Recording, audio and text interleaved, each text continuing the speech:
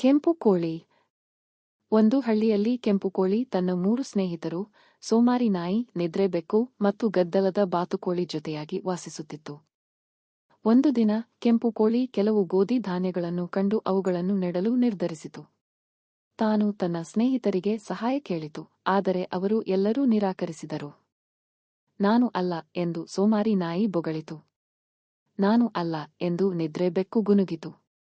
ನಾನು ಅಲ್ಲ ಎಂದು ಗದ್ದಲದ ಬಾತುಕೋಳಿ ಕೂಗಿತು.